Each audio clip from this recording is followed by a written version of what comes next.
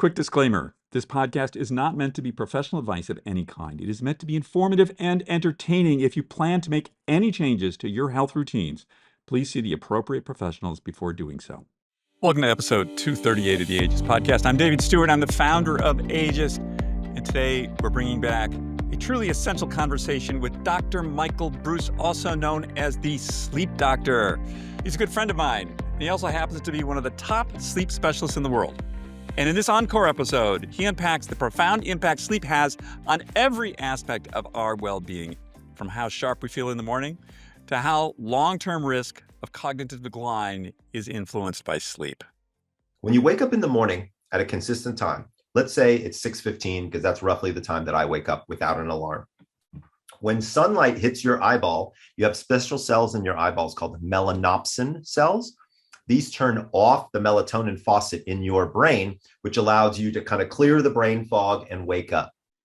Now, that is a very well-known scientific fact. And the more consistent you are with it, the more your body can expect when to turn off the melatonin faucet. Sleep is a lot like love. The less you look for it, the more it shows up. After an intro into sleep, Dr. Breus shares his groundbreaking work on chronotypes, helping us to understand when we should sleep, eat, and move for optimal energy and health. Whether you're waking up groggy, wondering about melatonin, or curious about how intermittent fasting affects your sleep, this episode is packed with actionable insights. Real quick, before you settle in, leave us a review, hit that subscribe button, follow us on Instagram, share this episode with someone you care about. We all want our friends to have better sleep, right? The more we grow, the more we can deliver expert insights and real-world inspiration to help you live better and longer. Stay with us. We'll be right back after a quick word from our sponsors. Ever have those days when your brain feels foggy, like the lights are on, but nobody's home? We've all had them. That's where Troscriptions comes in. These small, precisely formulated squares are designed by doctors to help you dial in your focus, relax when you need to, or keep your immune system strong, depending on which formulations you choose. I've been using them to boost my immunity and help me focus lately, and the difference, it is noticeable. In fact, I haven't gotten sick once this year. Head over to Troscriptions.com and use code AGEIST for 10% off today. This show is also brought to you by Maui Nui. Maui Nui's wild venison is the cleanest, most nutrient-dense red meat out there. It's high in protein, rich in antioxidants, and ethically harvested. Their venison sticks are perfect for healthy snacking on the go. Check it out in the link in bio or go to MauiNuiVenison.com/ageist. I use the Bond Charge red light panel every morning. It helps with recovery, sleep, and keeps my energy dialed in. It's not hype, it's science-backed, and part of how I stay at my best. Use code AGEIST15 to save 15% and start feeling the difference at bondcharge.com. Dr. Breus has a way of making sleep science feel not just understandable, but completely vital. If you've ever wondered why waking up at sunrise can improve your vision, how much sleep is too much, this is the episode for you. Let's give Dr. Michael Breus a call right now. Hey, Michael, how are you? I am better now that I'm talking to you, my friend. It's so great to have you back on the show. It's always good to be here. And by the way, for folks out there who have not been checking out the newsletter, it's amazing. It's like one of my favorite things to get in email. First of all, the pictures are stunning. They're just absolutely beautiful, a la Dave. But the articles are great. I've actually learned a lot about a lot of people who are my age or older who are doing some amazing things. So I just wanted to put it out there. Like, this is good stuff. Go check it out for sure. Wow. Thanks for the love, Michael. That was great. I mean, it's the truth, bro. I love this stuff. Well, so you have a new book called Energize. Why did you write this? You've written other books. Why did you write this book? So I'll tell you what happened. So have to get a little slightly serious here for just a moment. So about 3 years ago, I had a cardiac event. So what does that mean? That means that in the middle of a restaurant, Michael went down and ended up in an ambulance and ended up in the hospital. And guess what? I was overdoing it. I was running 3 5Ks a week because that was how I reduced my stress. And these weren't leisurely 5Ks, right? These were timed, trying to break my time every single time kind of things. And I burned out. I burned out on every level. I was intermittent fasting to the point of only eating for 4 hours a day. I was running and gunning hard. And to be honest with you, it was working, at least for a little while it was. I slimmed down, I had great energy, things were going well. And then, the big guy upstairs put a put a halt to that pretty quick in the middle of an Italian restaurant in Hermosa Beach. And I really had to take stock of balance. That really became my new go-to word, which was, Michael, you can't live your life on highs and lows and highs and lows. And let's be honest, I know how to hack my way through this. Like, I'm pretty good at this stuff. And it just came to the point where my body said enough is enough. And so I was really trying to learn more about how to live a more balanced lifestyle. Now, I did it all based on my chronotypes. Right. And so we talked, I think last time we talked about my book, The Power of When, where we talked about the 4 different chronotypes. And that's been awesome. That's unlocked all kinds of secret doors for me, as well as for people who've been reading it. We've actually sold over 100,000 copies of the book now. So we've got it in a lot of people's hands. It's very interesting work, good science behind it. But something started to happen, which was no balance. So I was talking with my good friend, Stacy Griffith. So Stacy is one of the founding trainers of a company called Soul Cycle. They do the indoor bicycle classes, if you're familiar. I'm a fan. Mm-hmm. And so she said to me, she said, Michael, half my clients, even after they get off the bike, tell me they're exhausted. I'm like, why? I said, well, I got to be honest with you. Sometimes my clients, after I get them sleeping, they tell me they're exhausted. And we were both kind of like, that doesn't make sense. Like, people, if they're getting good sleep, they should have energy. If they're working out, appropriately, they should have energy. And so we said, let's kind of double tap and figure out what's going on here.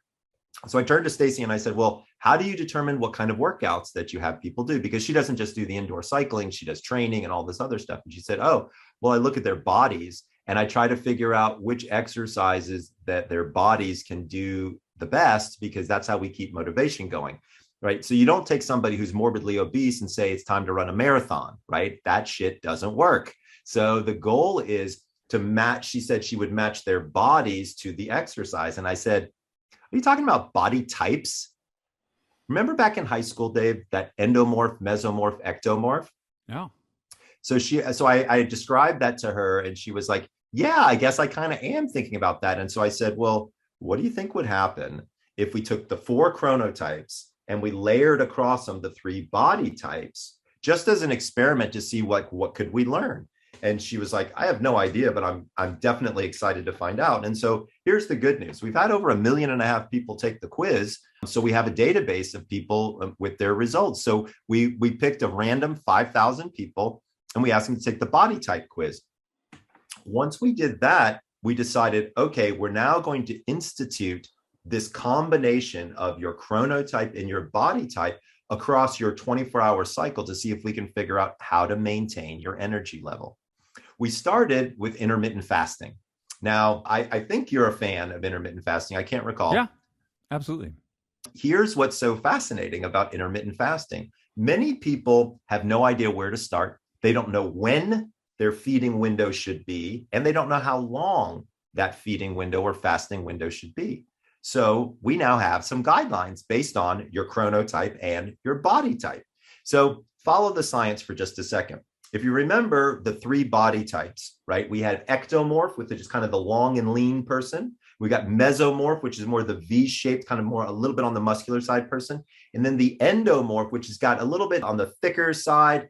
They carry their weight in their hips. Guys maybe in their belly a little bit more, a little bit on the heavier side, right? Those are the 3 different types.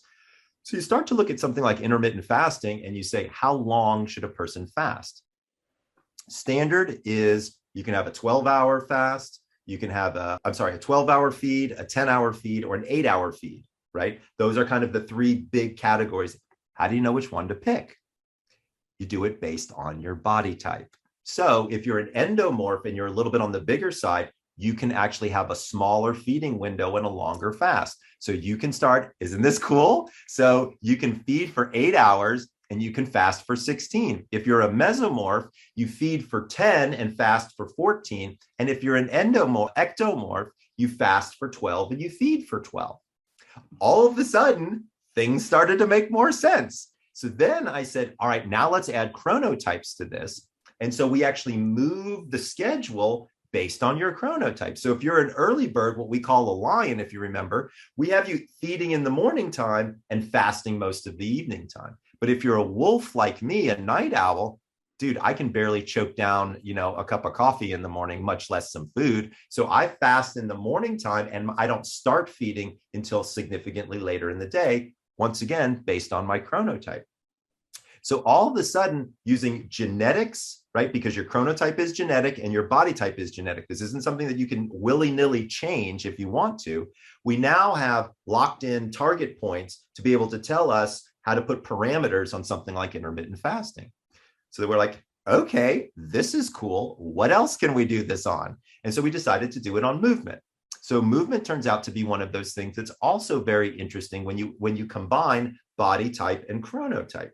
So first of all, chronotypes, there are certain chronotypes that love exercise and there's certain chronotypes that hate it, okay? So if you remember, I have 4 different chronotypes. So the lion is the early bird, the bear is in the middle, the wolf is the night owl, and the dolphin is the insomniac. So it turns out that lions, surprise, surprise, the people that naturally wake up at 5:30 in the morning, love to do cardio exercise.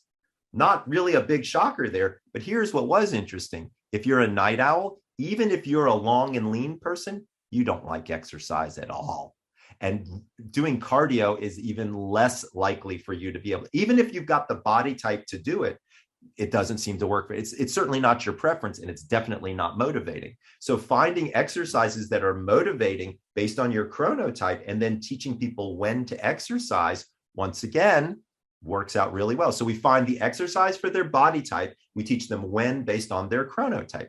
Now, to be fair, sleep is pretty much just chronotype.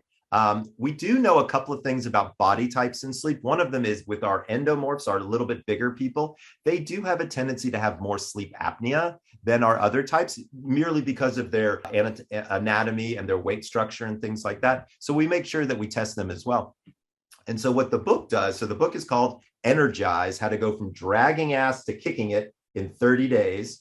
And so the whole goal here is once you learn your chronotype, once you learn your body type, we create a power profile for you. And now you know exactly when and how to intermittent fast. You know how to move. You know how to sleep. And our movements, we've got specific movements throughout the day that we teach people that actually give people energy, not suck it away. Oh my God, you're blowing my mind. I need to digest this for a second. It's pretty cool, right? All right. So I'm a bear. Uh-huh. And I think I'm an ectomorph. You are. So you're what we would call a fast bear. I'm a fast bear. I'd rather be a fast bear than a slow bear. That's Absolutely. right. So what we do is we take your body types and we give you a speed. So ectomorphs are fast because they have fast metabolisms. Mesomorphs are medium because they have medium metabolism, and endomorphs are slow because they have slow metabolisms. So help me out. So you're a fast bear, dude. It's the only kind of bear to be. It's a good one. So if you were to intermittent fast, tell me, you would feed for 12 hours, you would fast for 12 hours, and your eating schedule would be based off of your sleep schedule. So as a bear, you're probably going to bed around 10:30. We don't want you to eat for about 3 hours before. That way it clears the system. You don't have to worry about going to the bathroom and things like that. So you would stop your feeding at 7:30 and you would start your feeding at 7:30 in the morning because you're 12 hours, because you don't need to lose weight. You just need to maintain energy.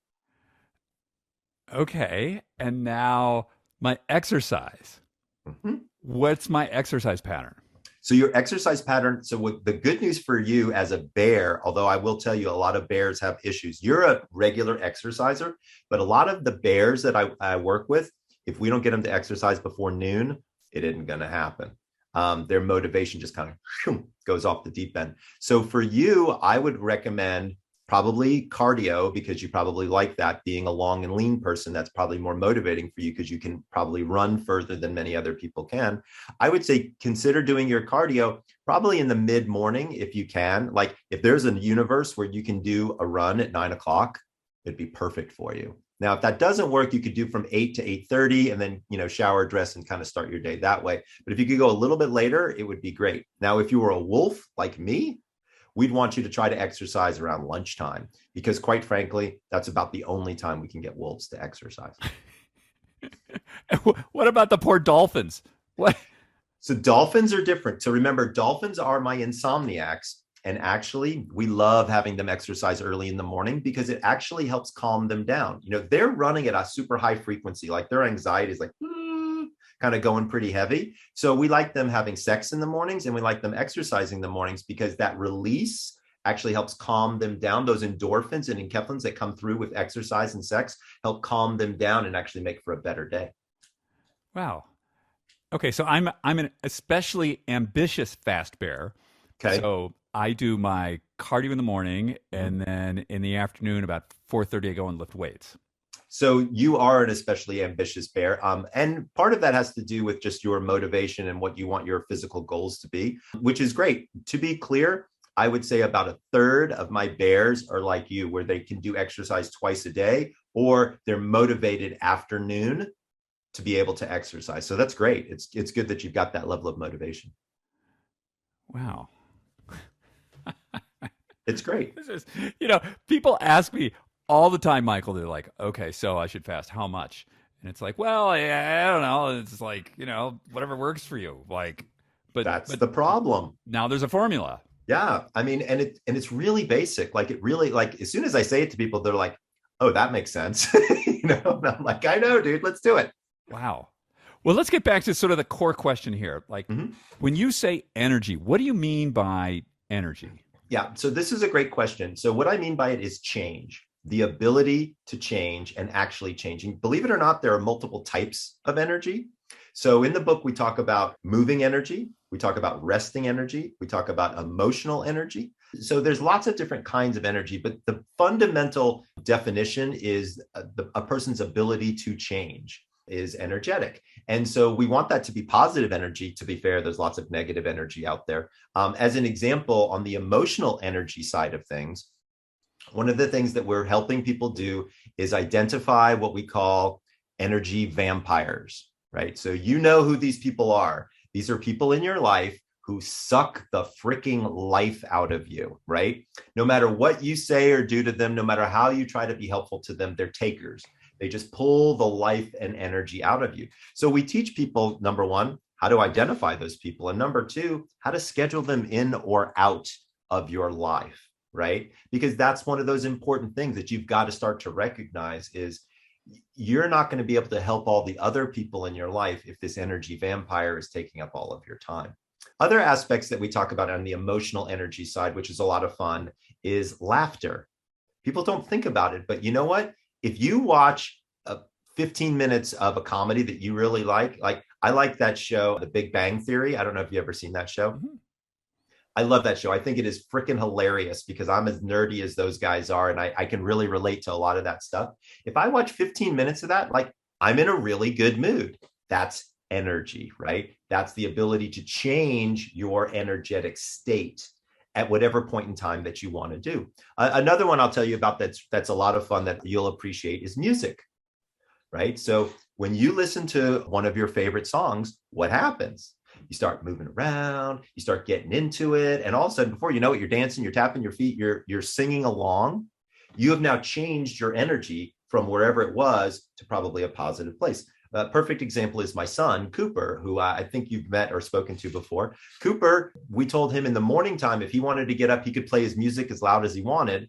And so he would play the Beastie Boys, You Got to Fight for Your Right to Party every morning at 7:30 in the morning, right? Right on, Cooper. Right on, Cooper. Exactly. And you know what? The whole house was popping around like, yeah, you got to fight for your right to party. Like we're having a blast.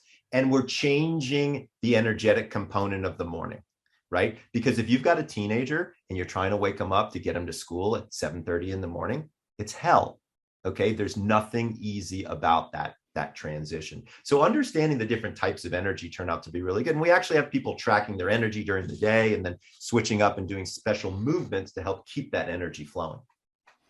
Question for you. So, we have the sleep, we have movement, we have fasting. What about type of food? Does the Has that been layered in there? So to be really honest with you, that is a bigger topic than I was able to cover. Okay. There are so many interesting, like we were thinking about doing really clean eating. Then we were thinking about should it be vegetarian and vegan? Then we were thinking about should it be keto and paleo? To be fair, dude, like there's just too many levels of expertise in that. So we'd rather tell people when to eat and how long to fast for, and let them kind of go to their own devices for what to eat. But that being said, you'll see in the book, I ran the experiment the very first time when I did intermittent fasting. So for 30 days, I ate a pint of ice cream every single night. Oh, fuck. Every night. You're still alive. Supersize me, buddy. Exactly. And I did not gain a pound. Oh, my God. Not 1 pound. Oh, that would just kill me. I got really ill, just to be clear. The dairy was terrible. So I switched to coconut milk ice cream, and then we tried some different ones. But, intermittent fasting can be a very, very powerful tool, but it is not, to be clear, not licensed to, intermittent fast where you only eat candy as an example, right? That's not going to be good for folks out there. If your wheels are turning in that direction, I'm going to point them back the other way. So we try not to tell people what to eat, just when to eat it and for how long. Just for everybody listening out there, like for 99% of the people out there, if you eat a glycemic load, like what Michael was just deciding, you're going to end up with type 2 diabetes easily and all kinds of terrible things. Don't do that. Yeah, I was just wondering, because I've sort of, over the last 3 or 4 months, my main source of food is nuts. Like, I eat like walnuts and it's just like any kind of like nut thing. Absolutely. It seems to really work for me. I like Brazil nuts because they're loaded with selenium. Right. That can be super duper helpful for if you have weight loss goals, if you have energy goals. So like you see me, I'm drinking my smoothie here. Yeah. What's in that, man? So I'll tell you what I've got in this. Yeah. So I have animal protein. So egg white protein powder. Mm-hmm. I have athletic greens. So I get all of not athletic greens. I'm sorry. Paleo Valley greens. I actually like them better than athletic greens. So I have all my greens in that. I have fresh blueberries for the antioxidants. What else do I have in here? I have my selenium. So I have my Brazil nuts, and then I put a handful of almonds in there. On occasion, I've been known to put a scoop of almond butter in there or a banana, depending upon how high I want my glycemic index to be, because bananas can really spike your glycemic index pretty high. Yep. And I have a little bit of cacao powder in here, and this stuff called Ripple, which is a plant-based, almost like a chocolate milk type of drink that gives me a little bit more protein in it. And honestly, I love this thing. Then I can also throw my supplements in here if I want to grind them up or just take them afterwards. I don't know about you. I have about 6 or 8 supplements that I take each day. I cannot take them on an empty stomach. Otherwise, it just makes me vomit. So I have to get one of these in me first. And I don't eat until about 1 o'clock in the afternoon because I'm a wolf. So I have to wait until I take my supplements, but that's what I take almost every day. Oh, yeah, cool. I very similar. Yeah. This is so interesting because I know that with some people, the intermittent fasting is actually really stressful on their bodies. Yeah, it is. Yeah. Well, and I think people, and so let's double tap on that for a second. Yeah. So, here's the thing is it's about consistency, number one. So I know a lot of people who intermittent fast all over the place. That one day they're fasting at this time, the next day they're fasting at that time. That's a terrible idea. You need to pick the length of your fast, and you need to pick the timing of your fast, and they need to be as consistent as possible. Now, to be fair, if you want them to work the best, read my book and I'll show you exactly how to do that. But if you don't have time to do that, or you don't have an inclination to do that, just maintain a level of consistency. Otherwise, it gets super duper stressful, right? Because what happens is your stomach is on a circadian rhythm, right? So it all comes back to sleep somehow. So you do have a rhythm in your gut, specifically with your microbiome. And so your gut is expecting certain things at certain times. And if you don't actually feed it what it needs when it needs it, it kind of looks for it elsewhere or thinks it's not going to show up or things like that. So having that level of consistency, and I know that's kind of boring, but it's like, I drink the same damn shake every single day, right? That's what I do. That's my lunch, and that's with my supplements. And then I have a nice, reasonable dinner. and I'm off and running. That's what I tell people all the time. Doing an intermittent fast should not be stressful. If anything, it should actually be stress reducing, because Mm. you don't have to worry about one of the three meals that you normally would have worried about, because you're probably fasting past it, right? So maybe breakfast is no longer there, or dinner is no longer there, or something like that. That's number one. But I'll tell you the most interesting thing or stressful thing about for me with intermittent fasting was I missed mealtime with my family. Mm. And so what I would do is I would have, like, if everybody was having breakfast in the morning, I would just have a cup of hot water with some lemon and spend the time with my family, because it's still an important gathering moment for your family unit. So I think that's also another way to get the stress out of it, is to still participate, but just don't eat. And then also really have consistency in it. And I think that will help lower stress as well. Yeah, I think that's right. I think that one of the, the biggest thing you can do for your epigenome to like get it signaling properly is reduce your stress. And the number one way to reduce stress is have social interaction. Um, 100%. right? Hang out with your family. Hang out with your family, right? Hang out, right? Eat with friends. And it's interesting. One of the things that you stressed in one of our earlier calls was about this idea of consistency of sleep. Yes. So go to sleep every night, exactly the same time. Wake up exactly the same time, no matter what. Just do that, right? Now I want to give a quick caveat to that, Yeah. which is if you have to choose between the two, Okay. it's the wake up time that's more important than the go to bed time. Now you might be wondering about that. Like, hold on a second, Michael. Why would the wake up time be more important than the go to bed time? So let me tell you the science behind it, because it's actually quite fascinating.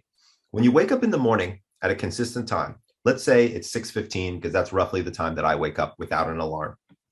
When sunlight hits your eyeball, you have special cells in your eyeballs called melanopsin cells. These turn off the melatonin faucet in your brain, which allows you to kind of clear the brain fog and wake up. Now, that is a very well-known scientific fact. And the more consistent you are with it, the more your body can expect when to turn off the melatonin faucet. Seems pretty logical. But there's another fact that very few people know about, which is when it turns off the faucet in your head, it sets a timer for roughly 15 hours later to start melatonin. So if you get up at 6:30 one day and it says to wake up start melatonin 14 hours later, and then you sleep in on Saturday morning until 8:30, guess what? It doesn't self-adjust. Melatonin is again going to be coming 15 hours later, which means you're going to naturally go to bed later if you sleep in. You see the cycle where it's going? It's just headed in the wrong freaking direction the whole way. But if you keep your wake up time consistent, and I mean 7 days a week consistent, which I know that kind of sucks. Like, people don't like to wake up at 6:15 on Saturday and 6:15 on Sunday. Trust me, just do it. Your entire circadian cycle re-ups every single time you do, and resets that melatonin. And within about 7 to 10 days, number one, you'll do it naturally. It only takes 7 to 10 days, by the way, for your body to adjust to that. And number two, your body starts functioning better. So there's one thing you take away from all of this, besides buy my book, which is always the thing I want people to take away from this, is wake up at the same time every single day. So then I got a question for you here. Fire away, bro. So you go through different sleep cycles, right? Mm-hmm. During the night. So there's 4 or 5? So there's sleep stages and there's sleep cycles. Sleep stages are stages 1, 2, 3, and 4, and REM. A sleep cycle is about a 90-minute progression where you go through those stages in a very particular order. Gotcha. And so how many of those do you go through in a night? You have 5 sleep cycles on average. 5. And does each sleep cycle include REM and deep? It does, but in different amounts depending upon where you are in the night. Help me out on that.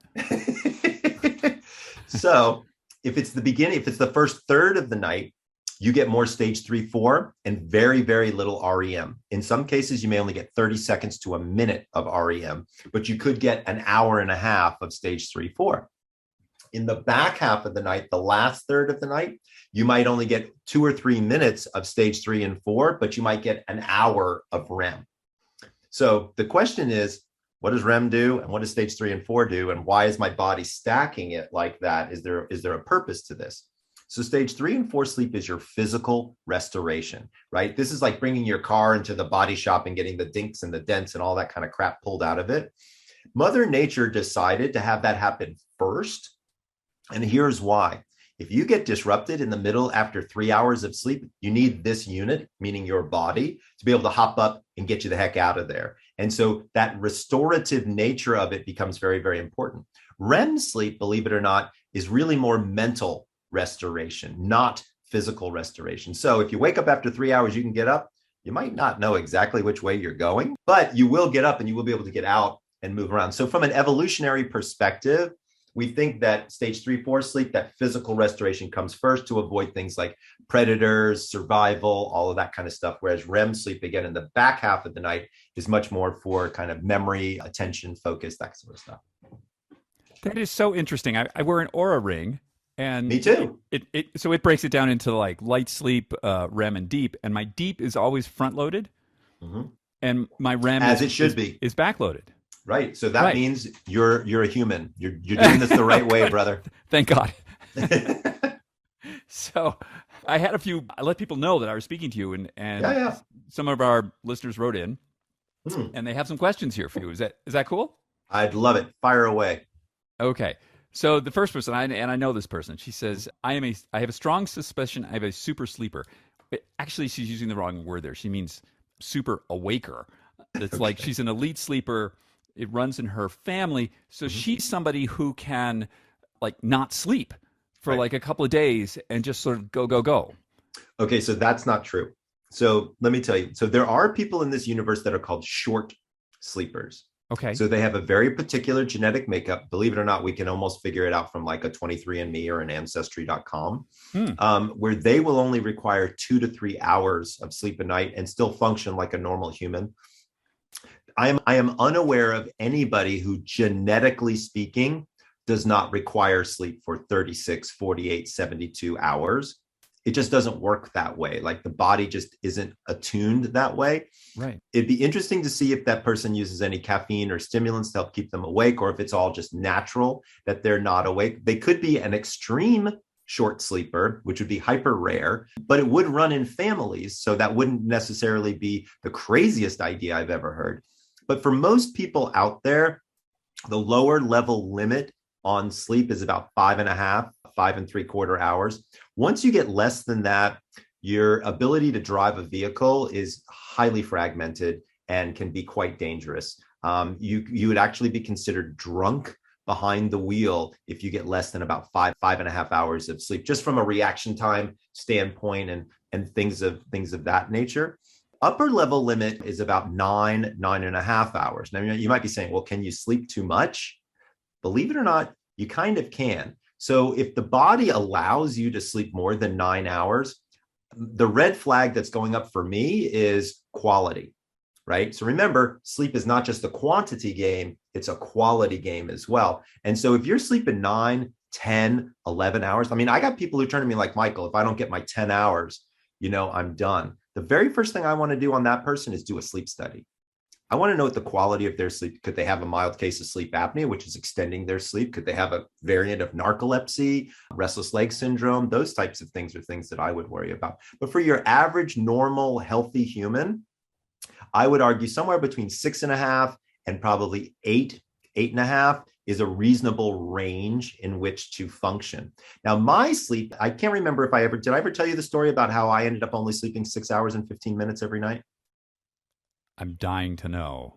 So I'm the sleep doctor, and I'm here to tell you I only sleep 6 hours and 15 minutes. So I ran an experiment about the consistency of my sleep. So for the experiment, what I decided to do was have consistency in my bedtime, not my wake up time, because I wanted to see what time I would naturally wake up.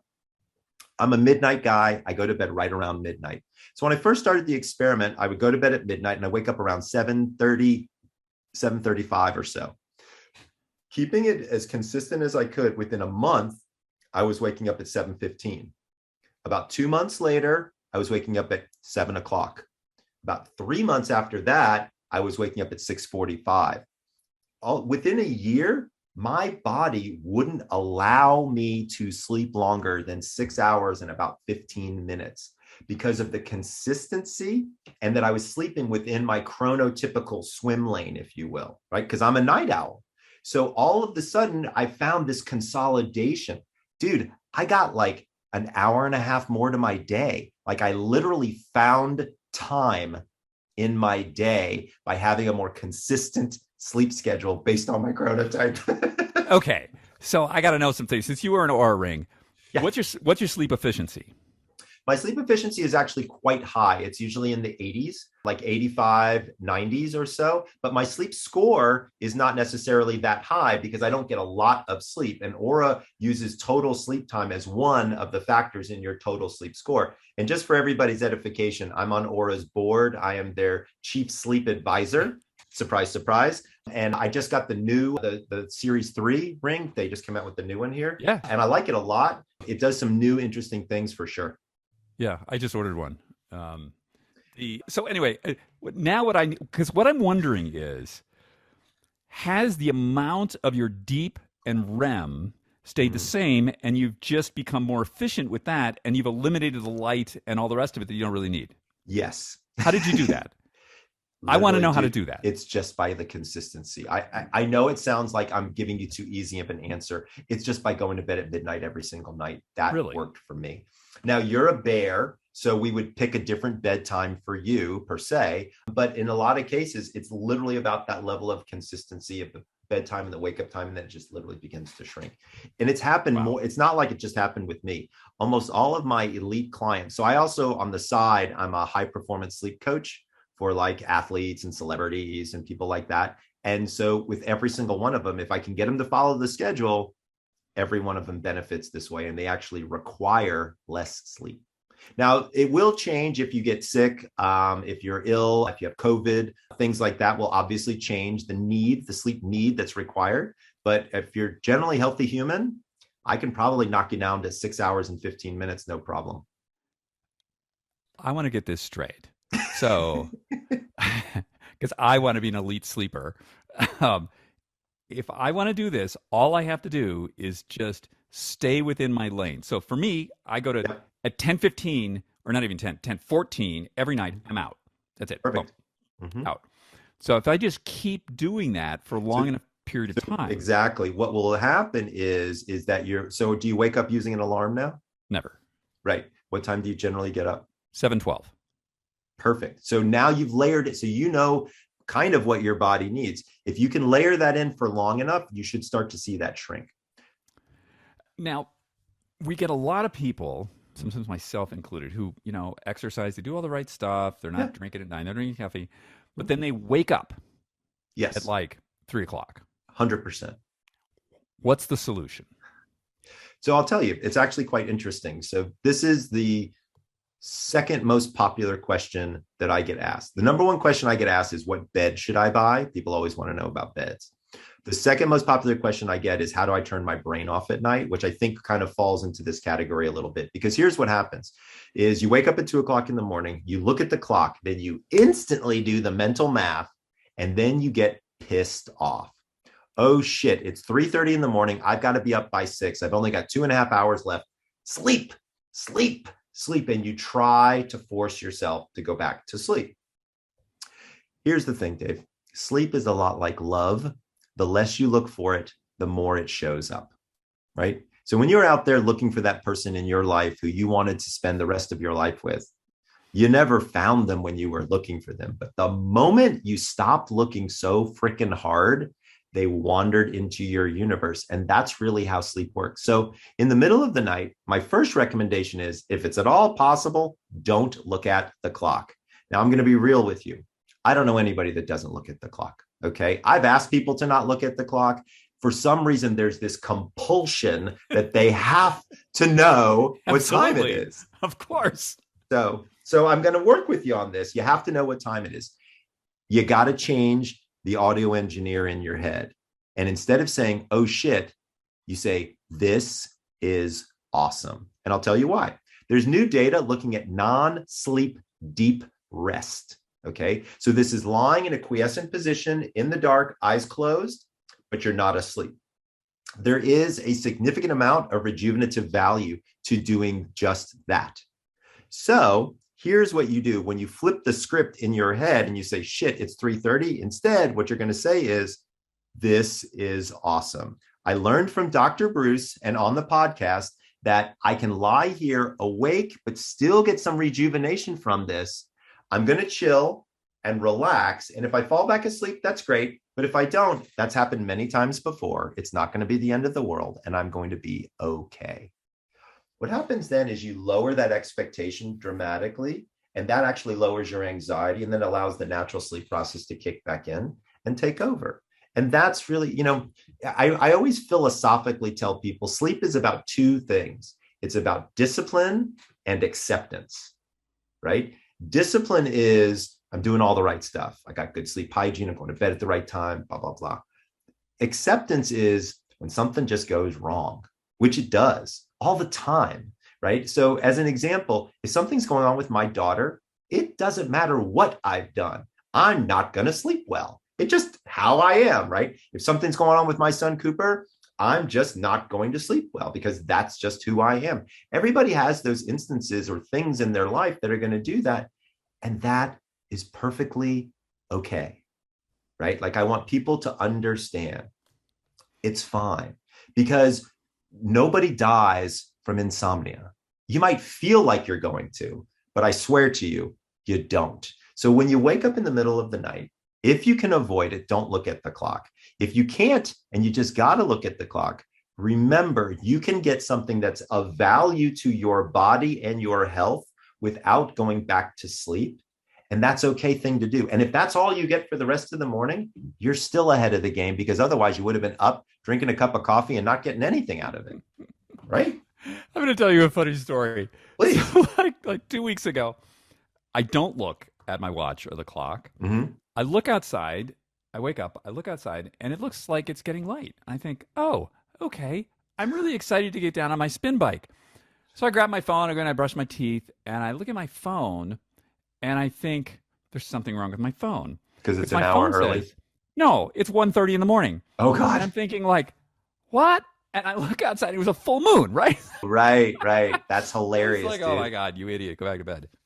That's hilarious. Sometimes I'll do the same thing. So what I'll do is if I wake up and it's the middle of the night, I'll kind of open one eye because we have a window that's by our bed, and I'll just see if the sun is out. Because if the sun is starting to peek its head out, I know that I'm probably need to get up in about 15 or 20 minutes because I like to get up right around, daybreak. And by the way, if for folks out there who do like to get up around daybreak, there's actually data to suggest that watching the sun rise is very healthy for your circadian rhythms and very good for your eyeballs, like the rods and the cones and all the stuff that's inside there. It's very good for, now, to be clear, you don't need to stare at the sun, but, be outside, watch the sun rise and get that light exposure in the morning. It'll turn off that melatonin faucet really quickly. And it's a nice way to start your day.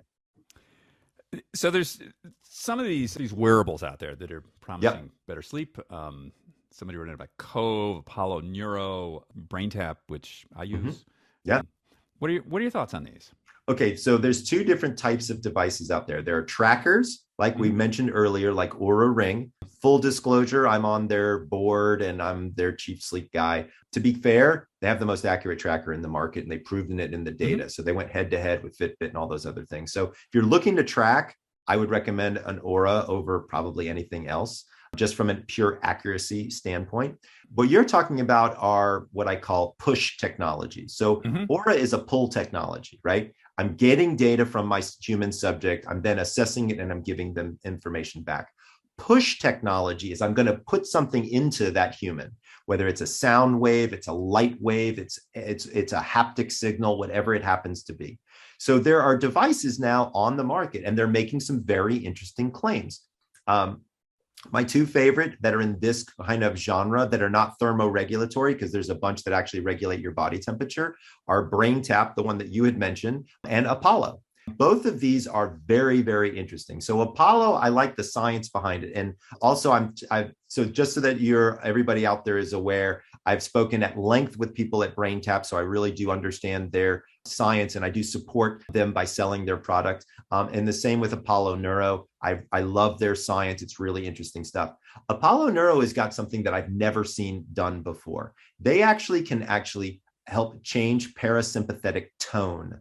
So, not to get too deep in the weeds on science, but you have a nervous system that is got sympathetic and parasympathetic. So, the sympathetic, I always think of that old Rolling Stones song, Sympathy for the Devil, right? So, it's active and get you going. Parasympathetic is actually the rest and digest part of your nervous system. So what Apollo Neuro has been able to figure out how to do is with a particular frequency of haptic signal, so a little buzzing like you get on your watch or something like that, at a very particular frame and signal and speed, it actually lowers your sympathetic and raises your parasympathetic. So it lowers your anxious side and it increases your relaxed side. So originally the device was being used for doctors for burnout. Dr. Dave Rabin, who's one of the founding guys there, he actually was doing it just for his buddies because they all had burnout. They were ER docs, they were psychiatrists, there were a bunch of people who were like, this sucks, like life is difficult. And then all of a sudden they started having this haptic signal and it worked out well for them. Secondarily, they found it has a great effect on sleep. And so we're actually working now to really understand that even better, run some studies so that we can give people the real data behind it. But I personally use Apollo every day. I use it to wake up to. I really like the haptic signal. That it gives this like nice, energetic morning kind of thing. So I really like that one. And I will use my brain tap. I'll be honest, I don't use it every day. I use brain tap probably twice a week. And sometimes I'll use it in replace of a nap. So I like to take an occasional nap during the daytime. It can be very helpful for energy, focus, things like that. And some days, instead of actually conking out, I'll use the brain tap and it's a lot of fun. And so brain tap, for folks who don't know it, it's got a headset system and an eye system, and you get lights and you get particular sounds at particular frequencies. And Dr. Patrick Porter has done an amazing job of detailing the science. So if people are interested in that product, you should definitely go to their website and check it out. I've been impressed with it so far quite a bit. But those two technologies have been ones that I think are really interesting. The third is, like I mentioned before, the thermoregulatory technology that's out there. So if you're interested in chili pads or things like that, these are things that you can put in your bed that can raise or lower your core body temperature, which sleep seems to follow that process. And so you can actually manipulate your sleep by getting hotter or colder. So we all like the blue pill, right? Yes. Blue pill versus the red pill, right? The blue pill versus the red pill. So sleep meds, melatonin, CBD, there's a million of them. There's a million of them. What's the word? Okay, so here's the word. Number one, I don't believe, let me back up. I'm not even going to make that statement. There are people in this world that need a pill to sleep, period. And that's okay. All right. If you are a paranoid schizophrenic, you may need Ambien to go to bed. That is perfectly acceptable to me. If you're bipolar, if you have major depression, all of these types of situations, if you and your psychiatrist have come to the conclusion that a pharmaceutical aid is helping you get the rest that you need, don't change. Okay. No. Talk with your psychiatrist, talk with your doctor, talk with them before you do anything. Am I a big fan of pharmaceutical sleep? No, I'm really not. To be honest with you, it's different than regular sleep. But if you ain't going to get any sleep, it's better than no sleep for sure. Here's what I like to do is I like to look at people's deficiencies first before I start saying, hey, try valerian or try GABA or try this. So what I ask people to do is go to your doctor and say, I'd like to do a blood test where I test my melatonin, my magnesium, my vitamin D, and my iron. Specifically in iron, you want to test something called ferritin. So here's why you want to test ferritin. There's several studies to show that low levels of ferritin can give you restless leg type symptomatology where you get a creepy crawly feeling on your legs and you can't fall asleep. It's actually very easy to treat without having to use big bad drugs to do it, just by giving people better iron. So that's one thing that I want you to check. Most people are deficient in vitamin D. Many people don't know this. Vitamin D is a circadian pacemaker, and it also gives you energy. I personally take 10,000 international units of vitamin D every single day. I recommend it to people. Talk with your doctor first, but it is definitely one of those things, and it's cheap. You can get D3 at the drugstore for like $8 for like a gazillion of them. Michael, what's your vitamin D level in your blood? So it's a great question. So looking through, absorption becomes an issue as well. Right. So one of the things that I'm right now searching for is to find a better way to absorb vitamin D. Now, to be fair, I'm in the sunshine I mean, we live in Southern California. So I have the good fortune of having sunshine like 300 days a year. So I try to do that. But my vitamin D levels aren't fantastic. I think I was in the like 50 range, 55 range, and I take Okay. 10,000 units a day. Yeah. So absorption is an issue. So we're trying to find better ways for me to absorb vitamin D for my body. And so we're actually walking down that path right now. I'm starting to learn a little bit more about my body chemistry, which is kind of cool. Magnesium is the other biggie. So many people are deficient in Calm. I magnesium. take Calm before I go to bed. I So love I Calm. like Calm. Calm has got for if folks don't know, Calm is a powder. It's a magnesium powder.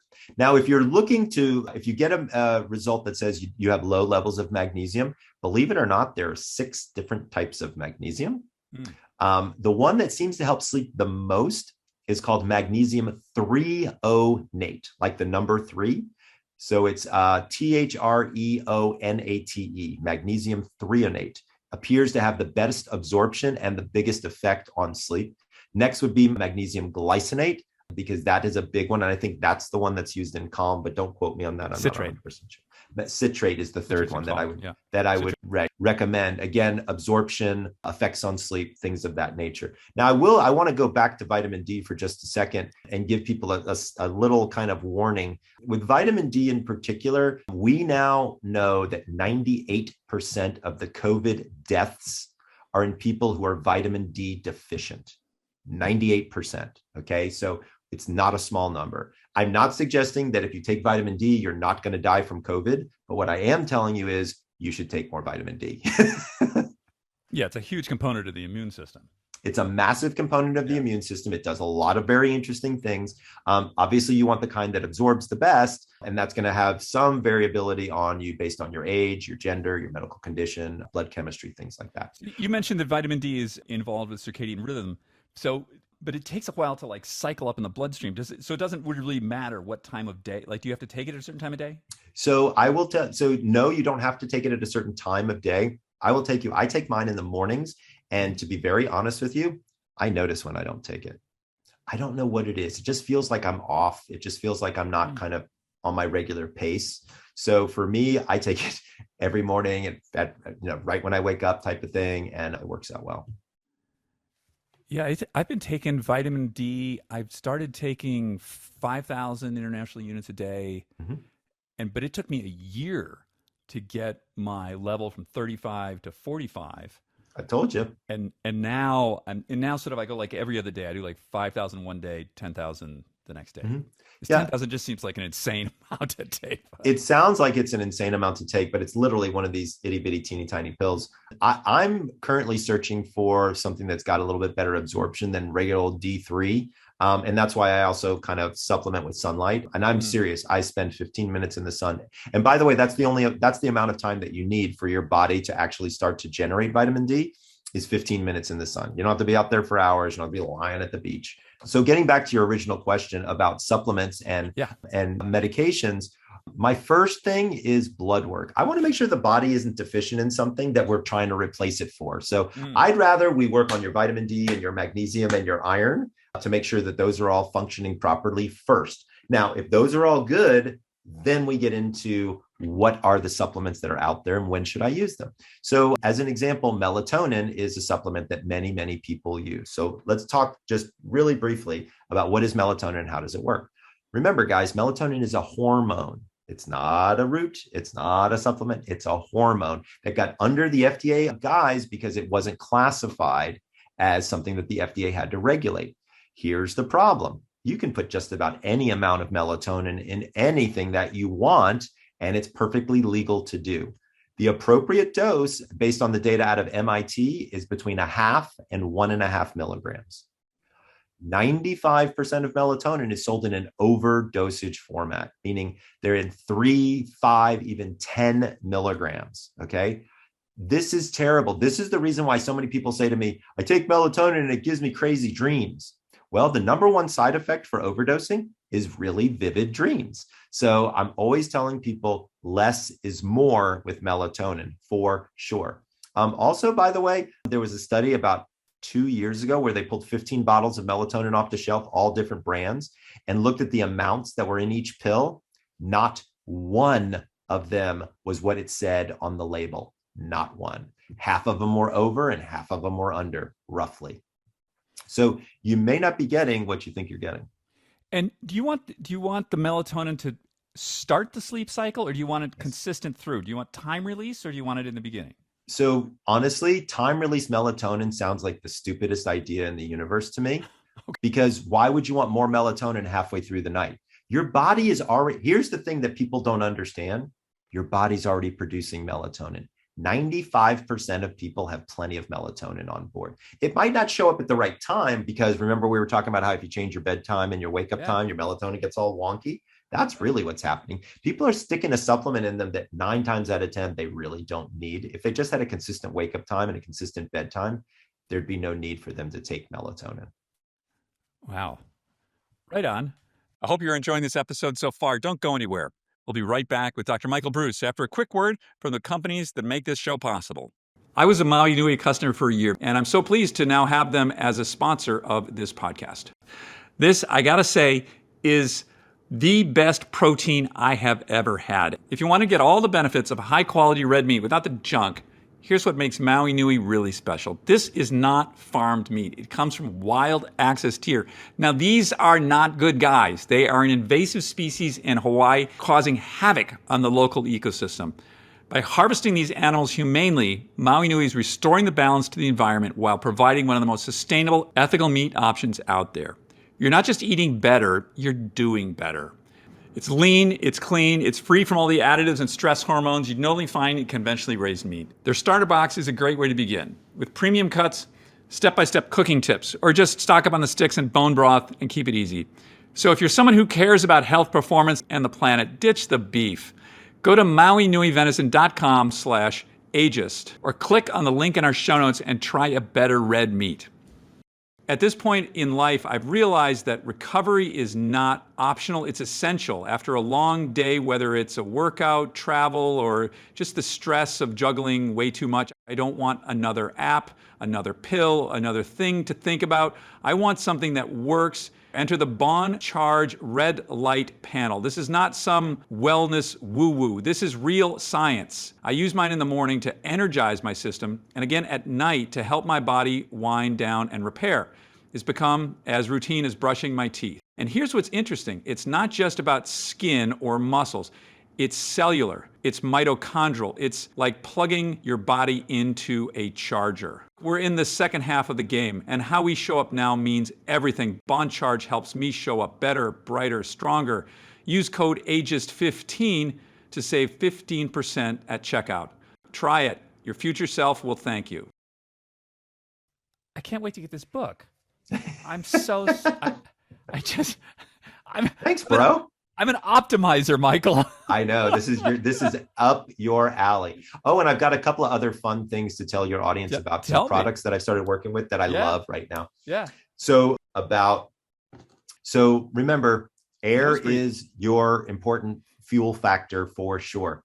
There was a great book that came out not too long ago by James Nestor called Breath. James is a dear friend, and he talked about mouth taping. He talked about the importance of breathing through your nose. All things I'm a fan of. Just to be clear, for mouth taping, you do not go horizontal with duct tape. You take a very small piece up and down, vertically, medical tape preferably, so you don't rip your lips off. And please get tested for sleep apnea before you try to tape your mouth, because that could be an issue as well. So breathing becomes ultimately one of those wait, what was the question one more time? I just lost my train of thought. You were going to tell me some interesting things that you've been working on. Oh, but I've been working on breathing. So looking at breathing, you need to have clear nose because air goes through. So our nose is meant for breathing and our mouth is meant for eating. So how do we keep a clear nose? So I get nasal congestion. So number one, we have 3 pets in our house. We have 2 dogs and a cat. And so there's pet dander. I mean, it doesn't matter how clean you keep your place. There's going to be pet dander, right? And so I actually use this. So this is a crazy looking thing. It's called a Sinusonic, Sinusonic, Sinusonic. So this uses acoustic vibrations and it replaces Afrin. Okay. Flonase. all of the above. Okay. So 2 minutes breathing in and out. It has an acoustic vibratory mechanism in here. You breathe out against That it. is the weirdest looking thing I've ever seen, man. Isn't it bizarre? But here's the thing. It's not that dissimilar than a breathing treatment for an asthma patient. So people can kind of look at that, but you just kind of just like that. And you do it for 2 minutes in the morning and 2 minutes at night. So you and I do breath work occasionally in the mornings together. So I do this before breath work every single time. Right. And it opens up my sinuses and allows me to hold my breath longer and allows me to get deeper breaths. So that is pretty cool. I'm thinking Frank Blue Velvet. I'm just saying. I know it definitely looks very Blue Velvet, but he had the oxygen mask. Yeah. Dennis Hopper was much different in that role than you and I will ever be. I can assure you of that. But great movie reference. So that's one thing that I like. And then there's a second one I want to tell people about. This is actually a new product. I just started working with it, but the science is out of control. It's called Napjitsu. Okay. So as my optimizer friend, I'm sure I've piqued your interests. So I'm a fan of naps if you need one, but you need to understand that you don't want to nap too long because then you feel like crap, but you also don't want to nap too short because it doesn't necessarily give you the benefits. So a while ago, I think the last time I was on your show, I talked about an idea I had called a napa latte, where you drink a cup of black coffee first, right. Then you take your nap. And when you wake up, the caffeine kicks in and you're good for 4 hours, right? Yeah. This is like next level Napa latte. Okay. So here's what it does is guess what? There's blue pills and purple pills. No red pills. I love that. There's blue pills and purple pills. And so what you do is the blue pill is a very mild sedative. So it's got a little bit of passion flower in it. It's got a little bit of valerian in it. It's got a little bit of 5-HTP in it. Again, just to help you fall asleep to take a 30-minute nap. But then what kicks in, which is time release, not like melatonin, which is a stupid idea, but this one is a good one. Caffeine and 650 milligrams of nootropics. What are the nootropics? All right, I knew you were going to ask me that, and the print is really small. So hold on, I'm gonna read it to you. So you gotta give me 2 seconds. But where am I? Let's see, Jessica. She's the one who. There we go. Okay, so. In the 2 capsules is caffeine and then a guarana seed extract, which is also caffeine, right. Cordyceps mushrooms, ginkgo, GABA, L-glutamine, L-tyrosine, and ginseng.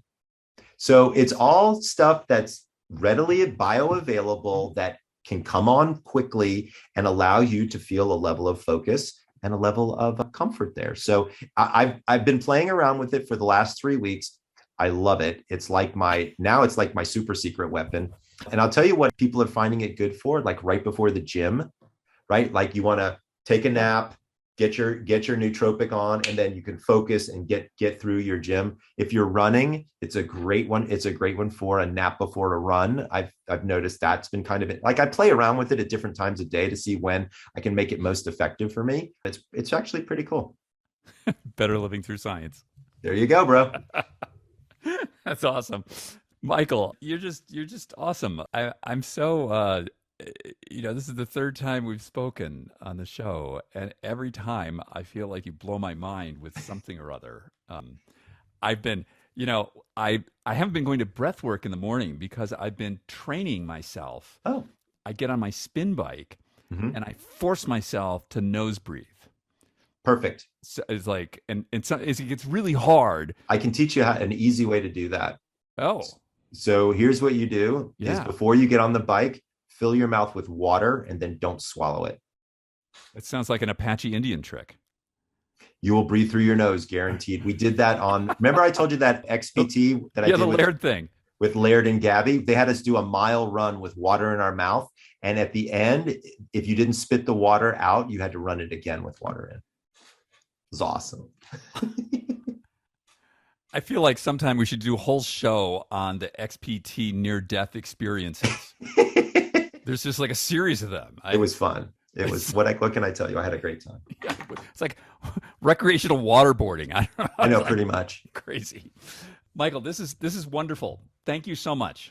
Thank you for having me. For folks out there who want to learn more, if you go to www.energizemyself.com, you can hear all about the book. If you just want to go to Barnes and Noble or Amazon and buy the book, it's called Energize. Or if you want to learn more about me, you can wander over to my website, which is thesleepdoctor.com. And I have that as my social handle for Twitter, Facebook, YouTube, TikTok. Would you believe I have a TikTok video that's got 1.5 million views right now? It's I'm going to crazy. go there right after we do this. I need to Go see to you on TikTok. go to TikTok and search for sleep doctor. You're going to be shocked. It's hilarious. And for anybody who has a sleep disorder, Michael's the guy.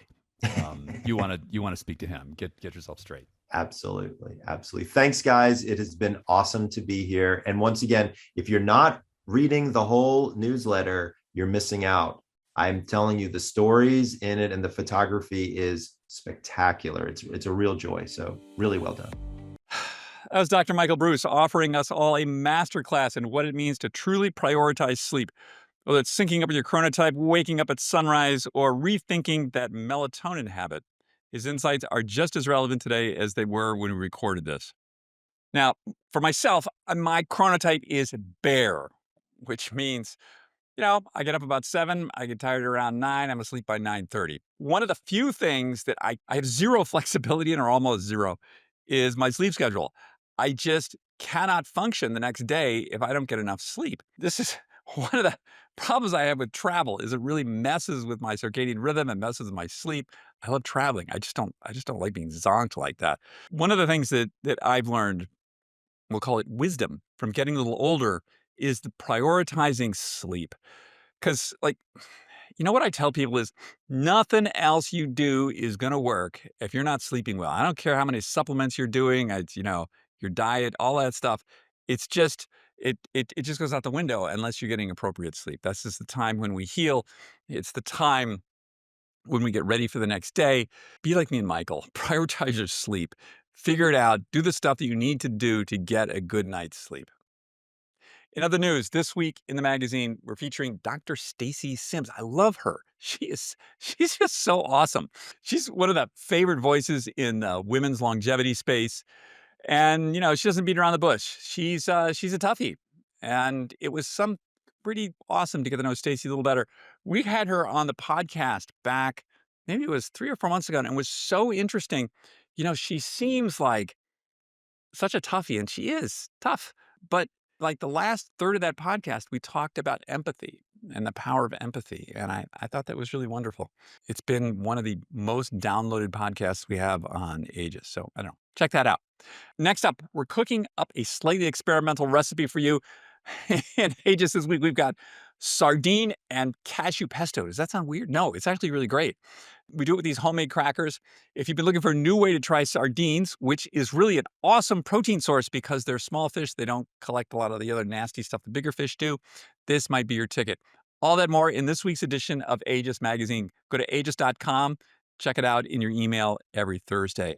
So today in the world, when you're getting this, I will be in New Mexico. I will be guest teaching. I guess everyone is called compadres at Modern Elder Academy, MEA. So myself and Rebecca Rush are going to be there with the all-star MEA staff, the other teachers there. They've been doing, I don't know, they've done like thousands of these. They're so good at it. So I'm going to be there for the whole week. Looking forward to that. I haven't been to Santa Fe in a few years. Chip is he's just one of my favorite people. I think he's such a wonderful guy, and I love that he's created this thing. And we've been trying to make time to do it between my schedule and other people's schedules, and I'm excited about it. So I'll let you know about that when I'm back. In other news, I'm sitting here and I have a brace on my knee. So I'm 2 weeks out of surgery, and I'm learning more and more about recovery stuff, what really works, what doesn't work. On a personal win, I was at PT 2 days ago, and they had these special bikes for temporarily handicapped people like me, and they have these short cranks on them so you can turn the crank around on the bike more easily. Full crank, I think your knee needs to be at 100 and I think you need 110 degrees of flexion, I think, something like that. And this one, it's much less. But I was able for the first time to turn it all the way around. My foot is still, I'm not going to show it to you. It looks like I have some terrible disease. It's about twice its normal size, and it's a lot of different colors that you don't want your foot to be. But I'm told that's just what happens. All the bleeding and all the swelling from the surgery sort of goes down through the different sheets of tissue and ends up where in your foot and your toes. So anyway, getting better on that. We all want to think clearer, feel better, and perform at our peak, but brain fog, stress, and fatigue can get in the way. That's where Troscriptions comes in. Troscriptions isn't just a supplement company. They're a team of doctors, scientists, and biohackers creating pharmaceutical-grade, precision-dosed nootropics that help you optimize your mind and body. Unlike traditional supplements, they're buccal troches. Those small, dissolvable squares bypass digestion and deliver fast, effective results. Whether you need deeper focus, stress relief, better sleep, or stronger immunity, Troscriptions has science-backed solutions for you. Some of their top formulas include TroCalm for instant stress relief and a sense of balance. They have TroMune, which I use every day. It's a powerhouse immune and inflammation fighter with cordycepin to keep you resilient. There's Blue Canatine, a game-changing nootropic for sustained energy, sharp focus, and cognitive performance. Personally, I've been using TroMune all winter, and I haven't gotten sick. Not only does it boost my immunity, I'm sleeping deeper, waking up more refreshed. If you're serious about upgrading your brain and your body, check out Troscriptions because better performance starts with better biochemistry. Use the code AGES for 10% off at Troscriptions.com. That's AGES for 10% off because you deserve to think, feel, and perform your best. This week on Just Try This, let's take a page out of Dr. Michael Breus's book, literally. I want you to think, was there anything he mentioned about sleep that could improve my sleep routine? So maybe that's staying away from blue light before you go to bed. Maybe it's minimizing loud noises. Maybe it's taking his chronotype quiz and discovering what your dominant sleep habits are so you can adapt to them. There are very few things that can improve your life more than getting better sleep. It's just going to make everything in your life better. It is fundamental. It is the cornerstone of your health. If you're not sleeping well, it's just really worth it to put some time and effort into adjusting your habits and figuring out what works right for you. If this episode resonated with you, take a moment to rate, review, and subscribe to the Ages Podcast. We'd love to hear from you. Your feedback means a lot to us. Until next time, stay sharp, stay rested, stay curious. I'm David Stewart. We'll see you next week. Have an awesome week. Take care now.